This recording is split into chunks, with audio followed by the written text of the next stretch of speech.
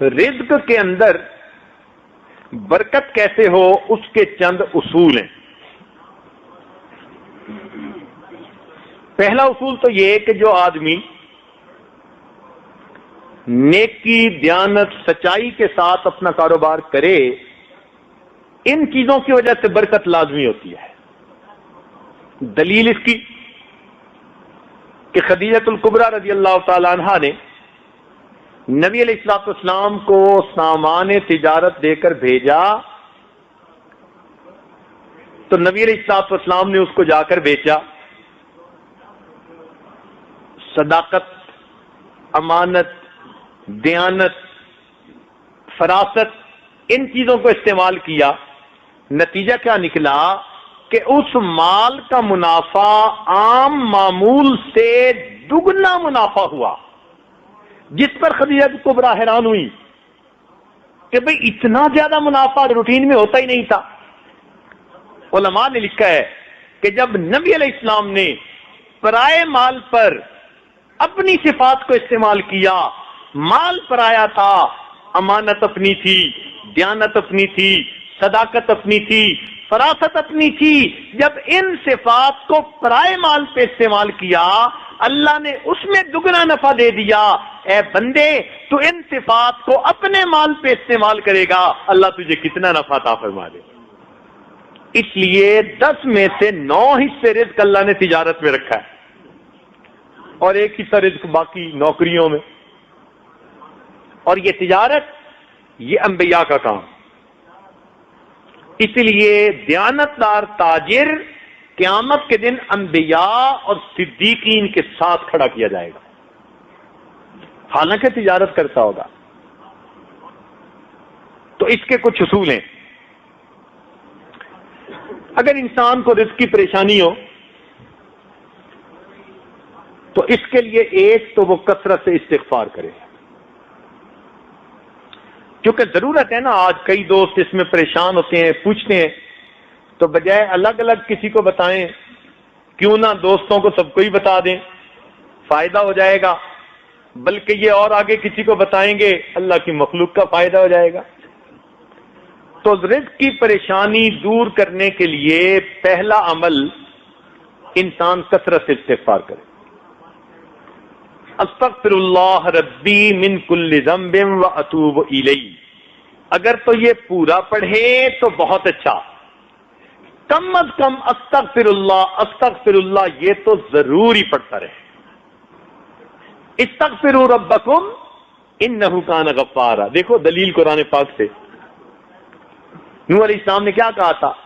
رب کے سامنے استغفار کرو، وہ تمہارے گناہوں کو بخشنے والا ہے. یرسل السماء علیکم مدرارا، بارشیں برسائے گا. ویمددکم باموال، مال سے تمہاری مدد کرے گا. تو استغفار سے اللہ تعالیٰ بندے کی مال سے مدد فرماتے. پھر بندوں کی مدد نہیں مانگنی پڑتی، پھر بندوں کے پروردگار کی مدد اترتی ہے. اور جب اللہ تعالیٰ کسی بندے کی مدد کرتے ہیں پھر اسی کشتی کو درمیان میں نہیں چھوڑتے، ہمیشہ کنارے لگا دیا کرتے ہیں. دوسری بات کہ جتنی حیثیت ہو اللہ تعالیٰ کے راستے میں صدقہ کرے. مثلا کچھ لوگ روزانہ صدقہ کرتے ہیں. یہ کہاں لکھا ہوا ہے کہ روزانہ آپ نے ہزاروں لاکھوں کے حساب سے صدقہ کرنا ہے؟ آپ اگر 1 روپیہ بھی صدقہ کریں گے روز کا تو صدقہ کرنے والوں میں شامل ہو جائیں گے. 5 بھی کریں گے تو صدقہ کرنے والوں میں شامل. تو مقدار کو مت دیکھیں، اپنی حیثیت کو دیکھیں. اس حیثیت کے حساب سے آپ اگر اللہ کے راستے میں کچھ نکالیں گے تو صدقہ سے اللہ تعالی رزق میں برکت عطا فرماتے ہیں. نبی علیہ الصلوۃ والسلام نے قسم اٹھا کر حدیث میں یہ بات فرمائی. اگر اللہ کے محبوب ویسے ہی بات کر دیتے تو صادق و امین کی یہ بات سچی تھی، مگر انہوں نے قسم کھا کر فرمایا کہ صدقہ کرنے سے آدمی کے رزق کے اندر کمی نہیں آتی، اللہ تعالیٰ برکت عطا فرما دیتے. تیسری بات کمزوروں کے اوپر احسان کرنے سے. کوئی ہینڈی کیپڈ ہے، بیوہ ہے، یتیم ہے، مسکین ہے، چھپ کے اس کی مدد کرنا، پتہ ہی نہ چلے. صحابہ کرام کے اندر یہ بڑی صفت تھی کہ وہ ایسے کام کرتے تھے اور کسی کو پتہ بھی نہیں چلنے دیتے تھے. چنانچہ سیدنا عمر رضی اللہ عنہ ایک مرتبہ آئے اور انہوں نے آ کر دیکھا کہ حضرت ابوبکر صدیق رضی اللہ تعالیٰ عنہ نے اپنے کام والی جگہ پر ایک رجسٹر رکھا ہوا ہے اور اس پر لکھا ہے کہ فلاں بندہ معذور ہے، حاجت مند ہے، ضرورت مند ہے، اور اس کی خدمت کون کرے گا. آگے اس کا نام بھی لکھا ہوا ہے. سارا رجسٹر دیکھا تو وہ خانے پور دیکھے. ایک جگہ لکھا تھا کہ یہ بیوہ ہے، بوڑھی ہے، اس کے گھر میں جھاڑو دینا ہے اور پانی بھرنا ہے، مگر آگے اس کے خدمت کرنے والے خانے میں کوئی نام نہیں تھا. انہوں نے رجسٹر دیکھا، انہوں نے نیت کر لی، اچھا بھائی اس کی خدمت میں کر لوں گا.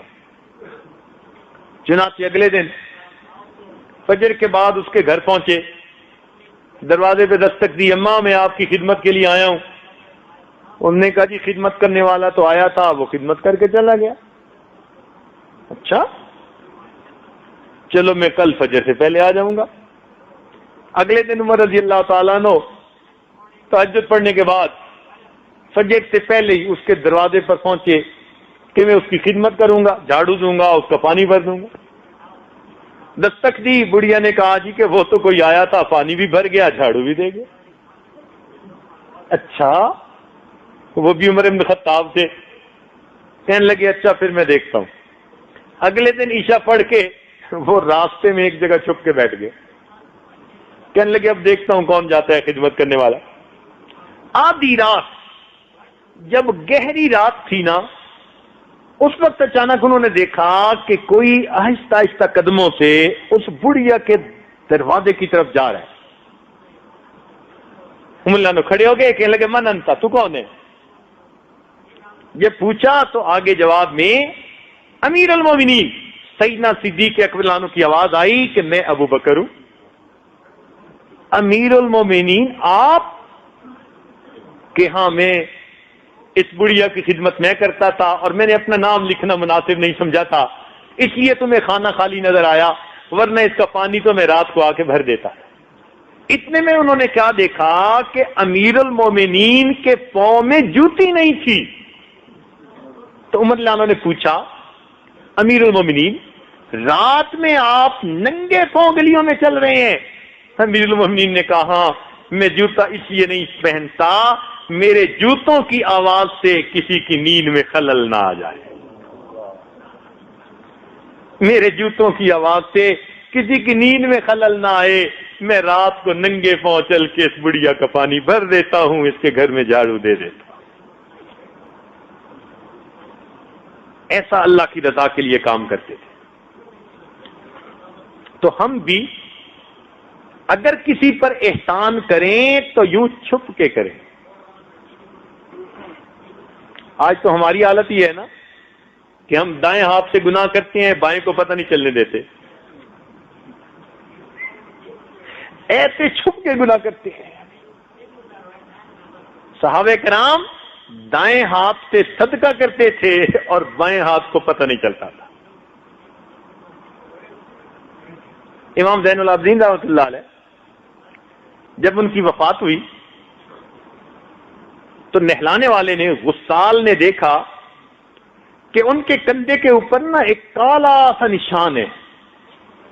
اللہ نے ان کو بڑا خوبصورت جسم دیا تھا، بڑے نازک بدن تھے، اور اللہ رب العزت نے سیمی تن بنایا تھا ان کو. اتنا خوبصورت جسم اور ایسا کالا سا نشان. تو غسل دینے والا بڑا حیران ہوا، بات سمجھ نہ آئی. تو اس نے پوچھا گھر کے لوگوں سے بھئی یہ نشان سا کیسا تھا؟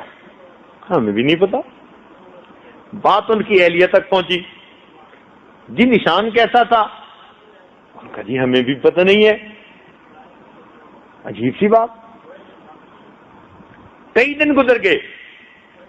کئی دنوں کے بعد جو بیوائیں تھیں، جو نادار تھے، جو ہینڈی کیپ تھے، ان کے گھروں سے آواز آئی وہ کہاں گیا جو ہمیں پانی پلایا کرتا تھا. تب پتہ چلا کہ رات کے اندھیرے میں پانی کی مشک اپنے کندھے پر لے کر ضرورت مند لوگوں کے گھروں میں پانی بھرا کرتے تھے، اور زندگی میں پتہ ہی نہیں تھا کسی کو کہ آگے بھر جاتا ہے. ان کے مرنے کے بعد پتہ چلا. یہ جو خدمت ہے نا، یہ اللہ تعالیٰ کو بڑی محبوب. لا الہ الا اللہ، لا الہ الا اللہ، لا الہ الا اللہ، لا الہ الا اللہ، لا الہ الا اللہ، لا الہ الا اللہ، لا الہ